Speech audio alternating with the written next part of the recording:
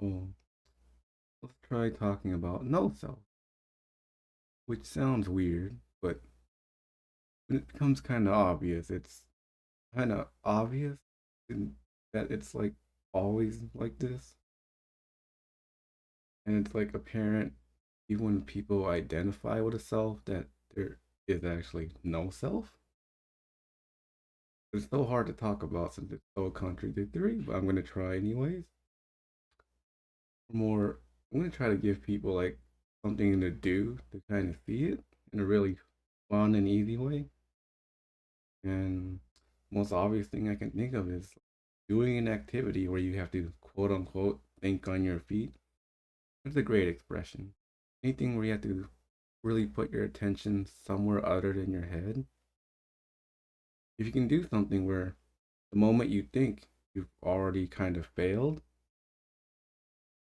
good way to practice no self. We're not really practice, but seeing that there is no self reacting to anything. This kind of requires other people, but you can play dodgeball. Like, because if someone throws a ball at you and you're like, hey, I'm Johnny, and I gotta go to the left to dodge this ball coming at me. The moment you start thinking that, you're probably gonna be hit. Like, did you dodge that? Did you think about dodging that? If you're watching this, you probably didn't think about it. Probably reacted to it, even though I know this is a video and probably not very effective. Probably works better in person. If I pretended to throw this rubber duck at you, you would have had a really visceral reaction. Probably wouldn't have thought about, hey, I gotta dodge. Or there's an object coming at me, and that means I gotta dodge. Well, that's selfing, like referencing yourself and what you gotta do in response. But you do something like dodgeball, just watch how you dodge the balls or throw them, and you're not really thinking about it. It's just kind of happening on its own. That's a very fun way to experience or see no self. And if you can see it there, you can kind of let it just bleed into other aspects of your life, and that there really is no self making decisions or reacting, really. And if you want to see it more clearly, maybe you can meditate before you play dodgeball and a bit afterwards and really see, like, what is moving? Like, am I moving? And if I'm not moving, what is it that's moving? If you can't play dodgeball or don't want to play dodgeball, just like when you like right now you're breathing. Like, did you decide to breathe? Obviously, no. I never made the decision to breathe. I've been alive for like years. I mean, obviously, I'm still kind of young, but I never once consciously just said, "I'm gonna start breathing now." I've been breathing my entire life. It was never a decision I made. I'm just breathing. It's happening all on its own.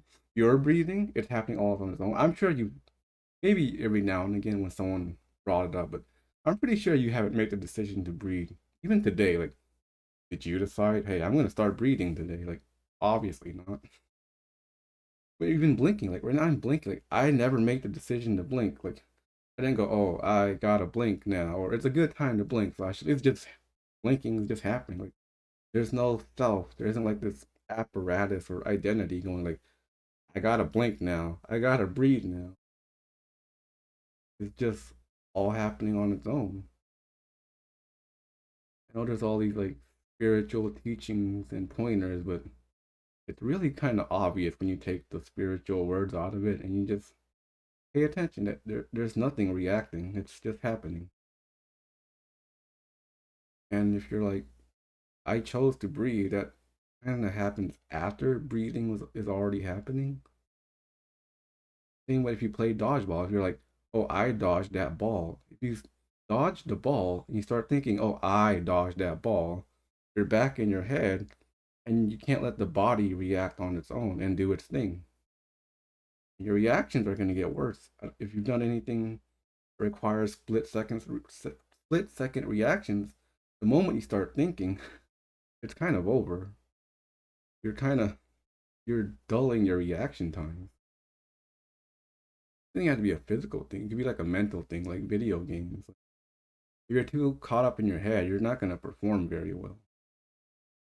And yet, if you've noticed, you can also be conscious and have thoughts But when there isn't like that self-referential thought, you can have thoughts and the body moving almost like simultaneously, almost as if there's no self, yet thoughts can happen. It's like this analysis that happens, but you're not being critical about this identity of I, like I am making this decision or this is the right or wrong decision. Like if you played a game maybe like chess and you're not really thinking about winning or losing, you're being more objective about what's actually happening. Specifically, like I don't remember the actual term, but the chess where you're actually being timed, or anything where like you don't have time to actually think. 'Cause too much time to think, you can start incorporating doubt, and doubt always referencing yourself. Like, what if I'm wrong? So it's got to be something that's fast, and you just have to make a decision. You can't really think about it. And yet, the decisions, there's room for thoughts, but there's no room for that thought of me or thought of what if I'm wrong? And that snowballing into if I'm wrong, something bad's going to happen. That's a thought referencing a self and what's going to happen to me. But if it's just a thought, like if I incorporate this strategy, it's fine. It's like you're focused more on what's happening and you don't snowball to that sense of I and what's going to happen to me. And you can change your strategy right on the fly. If you, this is obviously more practical stuff where if you actually practice something, you have backup plans, you have like, I've been in this spot before, I know how to adapt. But it all happens without a self saying, I should do this or I shouldn't do this.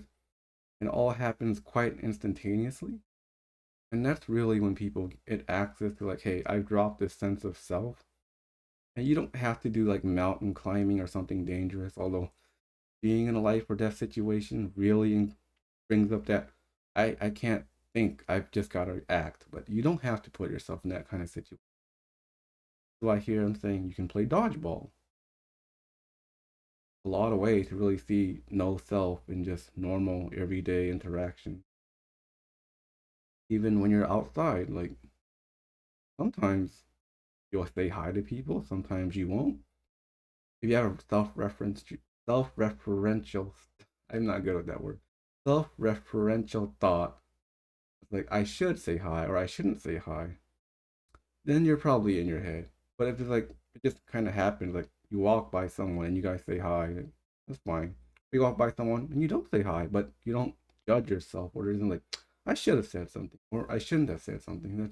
That's more selfing. But if it just kind of happens on its own, that's just the more natural. There's no self saying do this or do that. It's just what's unfolding quite naturally.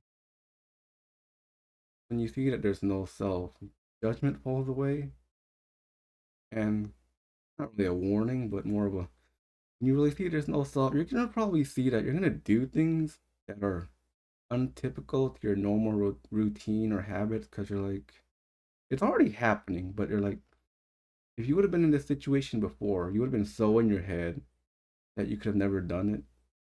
So don't be surprised if you start seeing that there's no self, things are more flowy, things are more automatic, that you're gonna be in situations that before were just uncomfortable because you're not uncomfortable anymore. Like, I've never walked around shirtless, but I live with other people, and apparently there have been moments where I'm walking around and I didn't realize I didn't have a shirt on. Well, because I'm not referencing myself. I'm just whatever's happening is happening. Like it's until after the fact, like, huh? I'm like in front of a mirror, like, where'd my shirt go? It just happened last night. So, and several times actually. It's just stop thinking about yourself so much, and you just let things happen on their own. And it's pretty nice. You gotta just relax. You just want to let things take care of themselves. And this isn't saying to do nothing. In a way, it's saying do nothing and do something. It's that idea in your head, this image or the mind. The mind stops trying to do stuff. And yet, what's happening, like with your body, your senses, your movement, like you've gotten so used to something. and you just sort of drop all conventions. You just let things take over. Like when you learn a new skill, it might take effort. After a while, it's effortless. But it gets to this point where even effort is effortless. Like only effort when you're fighting against effort. You've ever been in that spot where like I don't want to put any more effort, and it feels bad to actually do nothing. Like that's a form of resistance. And yet there are moments where you put in a ton of effort and it felt like absolutely flawless. Like it took no effort at all, but you still use up energy. You still needed rest afterwards, probably, but it felt effortless because you weren't really referencing yourself. I'm not good with certain words. But you can watch me stumble live on camera and not really care because I don't really care about making mistakes. That's another cool thing when you see there's no self, you're not afraid to make mistakes. You let yourself make mistakes. And when you let yourself make mistakes, when other people make mistakes, it's really no big deal. Because who cares about a mistake? Like, who even defined a mistake in the first place, other than someone's ideas? But yeah, I don't know if this matters to anyone. Not very spiritual. I'm not really trying to use spiritual lingo, even though I can. But this is very normal, plain, boring, I guess you could say, direct, kind of obvious. But there's no self. And that doesn't make sense, it's fine. Because even no self not making sense is also a part of no self. It's this. It's just the most natural thing ever. You don't gotta be so hard on yourself. No. And when the self drops away, it's hard to be hard on yourself because, like, what am I struggling against? Really, I'm just kind of just going on, but this is probably a topic for another time. Even if there is a self, you don't gotta be so hard on yourself. Even if you feel like you're still trapped, you don't gotta try so hard to get untrapped. I kind of don't have much time, so and the topic of no self kind of ended, so I'll probably end the video here. Carry on this little tangent for maybe a future video. Thanks for listening and hope you take care of yourself.